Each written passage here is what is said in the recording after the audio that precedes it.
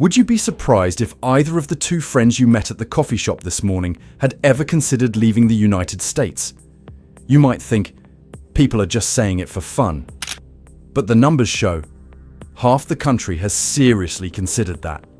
I'm Rachel, and my husband and I are leaving behind a six-figure income to move abroad, unemployed, in 44 days. But my country kind of disappeared around 2015, and now it's unrecognizable to me.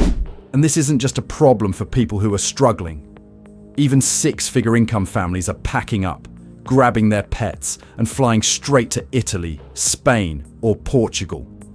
They don't want to face the sky-high consumer and medical bills in the US. The so-called American dream is increasingly resembling an empty shopping cart. You put in a lot of effort, but bring back little value. So why are millions of Americans going down this path? What are they seeing that we haven't yet noticed? In this video, we'll count down the top 5 reasons why America is no longer a desirable place to live. Don't take your eyes off the screen, because this is the story you need to hear right now. Let's get started. Have you noticed that the more you do, the thicker the bills get, but the shopping basket you bring home gets emptier and emptier? That is the paradox that millions of Americans are living with every breakfast, every trip to the supermarket. Work more, earn more, but live less. Let's try to imagine a simple trip to the market. You buy a few eggs, a package of beef, and a carton of milk. It used to be $20, now it's jumped to $35. The number might not sound as shocking as the news on the financial report, but for a family of 4, adding it up over the year, it becomes a cut into vacations, savings for the children's education, and even your own leisure time. And then you look at your retirement account, and the interest can't even keep up with the rising cost of prescription drugs. What's remarkable is that even six-figure earners in Seattle are leaving. They took their 2 dogs, sold their house, and headed straight to Italy to breathe easier. Money can't buy relief from the feeling of suffocation when the cost of living turns into a storm that sweeps away the joys of everyday life. Why is this so draining? First of all, there's what's called the emotional tax of urban life. You pay for rent, insurance, and healthcare, but what you get in return isn't safety or peace, but stress, traffic jams, and negative news. People work more, only to sit and watch the bills pile up without being able to buy any extra joy. Second, there's a subtle effect: lifestyle inflation. In the city, you get caught in a whirlwind. You need a new car, a nice apartment, expensive schools for your children, and a fancy check-in vacation. Middle-class families have to bind themselves with debt, then console themselves by saying everyone else is in the same boat. But the recent price shock has shattered the illusion. There are no brakes to hold back, and fixed costs are deeply embedded in every nook and cranny. For middle-class families, this means cutting vacations, entertainment funds, and even meals with their children. For retirees, it's a dilemma every time they go to the doctor. Pay for medicine or save money on electricity and water. For workers, it means a 3rd shift of the week, and they only have enough energy left to sleep when they get home. A man frankly admitted, "This is my last night driving in the US before moving to Spain with my family. I don't hate my hometown at all. I just hate bills." Sounds familiar, doesn't it? Because you yourself, or a neighbor, might be thinking the same thing. And if you need an everyday image for comparison, try thinking about how a pound of beef is now no less expensive than a pair of discounted sneakers. The only difference is that the beef won't last you 6 months. That's the first reason on our countdown. The cost of living erodes the American dream, turning the shopping cart into a harsh reality. But remember, an expensive shopping cart isn't enough to push someone to the airport. Often, a tired heart comes before an empty wallet. And that's when we have to look at the next reason. A couple in Seattle confessed, "We were literally broke chasing the version of success that society sold us." That's not a random complaint. That is the verdict for a way of life that has turned an entire generation into passengers on a non-stop conveyor belt. In America today, the pace of urban life is like an endless battle. At 6 a.m., you're already stuck in traffic, holding your coffee cup like you're clutching a lifeline. In the office, deadlines pile up on top of each other. Coming home, the bills were waiting on the table and the children were waiting to be taken to extra tutoring. All day long, you feel like you're not living, but playing the role of an unwilling driver, accountant, doctor for the whole family. The result? Burnout. A disease not recorded in official medical records, but everyone carries it. Let's hear what an American shared after moving to Costa Rica. In the US, I had to take anxiety medication. But here, I don't need it anymore. It turns out, I just wasn't suited for life in an American city. How ironic. Migration is the mental health remedy that a trillion-dollar healthcare system isn't even sure how to prescribe correctly. Why is burnout so common? First of all, it lies in the delayed reward model. We are taught, work really hard and you will reap the rewards later. But it never came later. It's like a carrot dangling in front of you. The more you run, the more tired you get, but you never reach it. Additionally, they lack cohesive infrastructure. In many cities, neighbors don't know each other's names. The community is fragile, and social relationships are compressed into a few social media status updates. Americans are lonely even when standing in a crowd. Not to mention, turning on the TV and scrolling through social media bombards you with crime news, political debates, natural disasters, and crises. It doesn't just deliver information, it drains your mental energy. And ironically, burnout doesn't discriminate by class. For middle-class families, it turns every day into a logistical puzzle. Who picks up the kids? Who pays the bills? Who takes care of healthcare? For retirees, instead of enjoying their golden years, they have to stress about calculating medical costs like they're playing a budget jigsaw puzzle. And for workers, insomnia and stress become permanent colleagues. Meanwhile, in a rural corner of Portugal, someone recounted, "This morning, my neighbor and I went digging for potatoes. It's so peaceful that I feel like the luckiest person in the world." A simple story, yet it touches upon a hidden desire to live slowly, to breathe, to truly be human. In America, time is money. But on the farm, time is sweet potato. And it's edible. And this is the paradox that makes more and more people want to leave. When a society exhausts you both physically and mentally, leaving it is sometimes not a betrayal, but the only way to survive. But wait, burnout is just the tip of the iceberg. There's something that makes people sad even faster, losing faith in their own country. A woman in her late 50s exclaimed, "I don't want to live the rest of my life like this. My America disappeared in 2015. At first glance, it sounds like a pessimistic lament, but in reality, it's the voice of millions who feel their country is changing too quickly to the point where they no longer recognize the place they once called home. In large cities, you can clearly feel the tense atmosphere. A backyard BBQ, which was originally just about the smell of meat and laughter, can easily turn into a heated political debate. In the morning coffee shop, smiles exchanged were replaced by suspicious glances. Which side are you supporting? The country that once prided itself on its diversity now seems to be strained by division. Here's the cold hard fact. Half of Americans have considered leaving the country. And not a few people admit they fear they will be too slow. And by the time millions want to leave, the door will be slammed shut. What's really going on? You could call it an uncertain tax, when the future becomes unpredictable from policy to social events.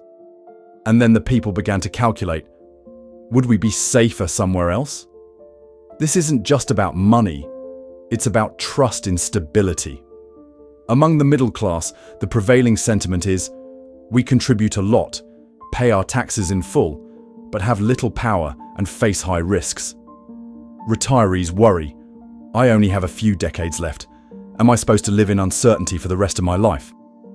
As for workers, many are even willing to change careers, just to change geography. A New York woman stated her fear directly. I don't want to leave in a panic. I don't want to stand in a crowd of 1 million people waiting in line at the airport.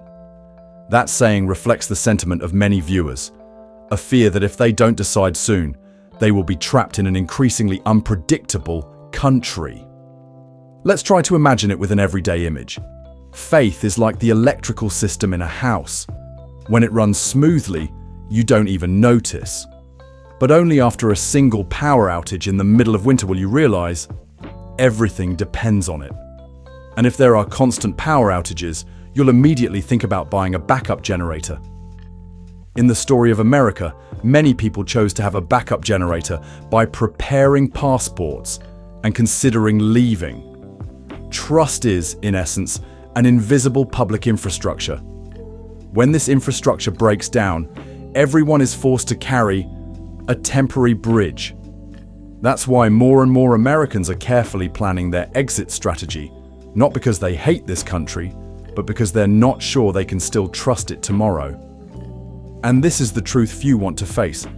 America is not only losing its economic appeal, but also its sense of mental security, which once made people proud and comfortable staying. But that's the question why. So how can Americans leave?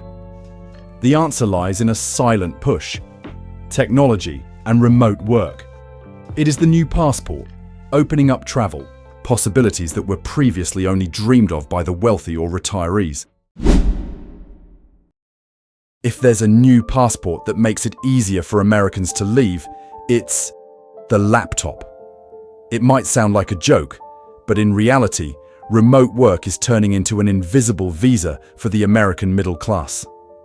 Let's look at the numbers. In the first quarter of 2025 alone, Americans buying homes in Spain increased by 57%. Not the super rich. And that is precisely those who work online, get paid in USD, and spend in euros or cheaper local currency. From an economic perspective, they are both upgrading their quality of life and reducing cost pressure simply by having a stable Wi-Fi connection. And not just Spain. A series of real-life stories are emerging. A young family in Michigan left behind 14 years of work, moved all 3 children and the dog to the Netherlands. A woman pulled a small U-Haul carrying dogs and cats and drove straight to Mexico to start over. The Seattle couple bet on the universe, quitting their 6-figure jobs to live in Italy in the hopes of breathing a little easier. What's changing? Digital infrastructure. In the past, leaving the US meant losing your job or retiring. Nay, all you need is a laptop and a bank account, and you can sit in a coffee shop in Lisbon while still sending reports to your company in New York. Earning in dollars and spending in cheaper local currency is the new era's formula for double leverage. Flexible visa. Albania allows Americans to stay for 1 year with just a passport, without the need for complex financial proof. This is like a gateway, allowing middle-class families to test the experience of living outside the US before making a long-term decision. Diversify geographical risk. Just like investing, don't put all your eggs in one basket. If you feel America is no longer safe or predictable, diversifying your life across multiple locations is a wise precaution. The impact on everyday life is very clear. For middle-class families, it's an opportunity to send their children to public schools in Europe at a lower cost, live in a neighborhood where neighbors know each other's names, and in the afternoon, they can walk to the forest or the sea. For retirees, it's a small apartment in a warm climate with accessible healthcare without having to sell off all their assets to pay for hospital bills. For freelancers, this is a lifestyle portfolio, multiple small income streams, plus a simple life with low expenses. The story of someone living in rural Portugal says it all. This morning I went with my neighbors to dig potatoes. I feel like the luckiest person in the world. A simple image, Yet it touches upon a deep desire, not needing to be incredibly wealthy, just wanting a peaceful life and truly having neighbors to dig potatoes with. In America, the familiar philosophy is work hard, play later. But with remote work and digital infrastructure, more and more Americans are trying a new formula. Work less, live now. However, remember, emigration is not a festival. After the postage stamp and the plane ticket came a rigorous mental test, because changing the sky doesn't mean changing your mood. And that's where we enter the next truth. Not on the brochure, loneliness, bureaucracy, and even emotional shocks. People often say that changing the sky will change your luck. But the truth is, airline tickets only sell you a destination, not the meaning of life. And this is the final, most direct reason why many people, after leaving the US, have to admit, it's not as easy as I thought. A woman who lived abroad for 18 months shared honestly, living here is often terrible, lonely, and exhausting. My daughter just flew back. I missed her like crazy. But here, I don't have close friends to lean on. A stark confession, stripping away the rose-tinted view that travel TikTok videos often present. What's the reality behind the beautiful brochure? Papers piled up.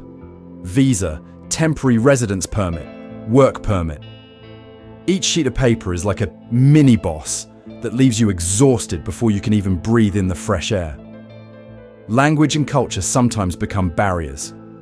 You can learn a few greetings, but to fully understand what people are saying in a parent-teacher meeting or at the local hospital, that's a whole journey. Unstable income. Some people think doing things online is enough, but just a flickering Wi-Fi signal or an American customer cancelling their contract, and your entire family immediately falls into a state of financial panic. The support network has vanished. In America, you also have a familiar doctor, long-time neighbors, and college friends. In another country, you start from scratch. For middle-class families, each day is like an endurance test. Children have to make new friends, and parents have to get used to all the rules all over again. For retirees, many free hours don't automatically translate into happiness. Without community, it's just prolonged emptiness. And for workers, renting an apartment, getting health insurance, or even opening a bank account, everything can be a nightmare. Try to imagine. In the US, at least you know how to play the puzzle game with the tax, insurance, and banking systems. Elsewhere, that game becomes a completely unfamiliar chessboard. The pieces are brand new, but the rules change constantly. So why, despite the difficulties, are so many people still determined to leave? Because sometimes the cost of staying is higher than the cost of starting over. They chose to bear the loneliness in a peaceful place rather than the insecurity in a familiar one. Someone said, very realistically, if you're going to leave, start preparing early. Getting a passport, calculating finances, figuring out who will look after the pets and how to handle the house. And most importantly, clearly define your line in the sand, the point at which you'll say, enough is enough. And the bitter truth is, changing countries doesn't make you a new person. It just exposes you to another challenge. But for many Americans, that challenge is still more palatable than waking up each morning in a country they no longer recognize. In America, you can pay a high price for an empty shopping cart. Elsewhere, you pay with loneliness. The question is, which price do you choose? You see, after counting down the 5 reasons, the picture became clear. From eroding living costs, to burnout, to social polarization, then the opening up of remote work, and finally, the human breaking point. All of this combined to create a silent but powerful wave. Americans are abandoning the American dream right on the land that once nurtured it. Perhaps the most powerful image is the empty shopping cart. Because it's not just about a lack of food for dinner, but a symbol of a dream that once promised abundance, prosperity, and peace, but has now lost its vitality. Americans are realizing that perhaps that dream is no longer found in family dinners at the local supermarket, but rather shines in Portuguese farms, small apartments on the Spanish coast, or peaceful mornings in Costa Rica. But I also want to emphasize this. Leaving is not a rosy path. There's loneliness there, there's procedure, there's uncertainty. And that's why each person must define their own line in the sand, the point where you say enough is enough and start preparing for the next step. No one can define that point for you. Now I want to hear your thoughts. What is the ultimate limit for you? Is it time when medical bills exceed retirement income? Or when a family BBQ is no longer filled with laughter, but only with arguments? Or simply when you realize you're working too much and living too little? Please share your thoughts in the comments section below. I would love to read your story, and I believe other audiences will also find empathy in it. And if you find this video touches something in your own life, please like it, share it with your friends, and don't forget to subscribe to the channel. Because here, we will continue our frank conversations about the American economy, society, and life. No embellishment, no extremism, just the truth, told in an easy-to-understand and approachable way. This is not migration advice or legal guidance. Everything I share is purely for analysis and to stimulate your thinking. The final decision, whether to stay or leave, must always be based on your own individual circumstances, needs, and research. Perhaps the American dream hasn't completely disappeared. It just changes shape. And the question for each of us is, do you still want to pursue that dream here or somewhere else?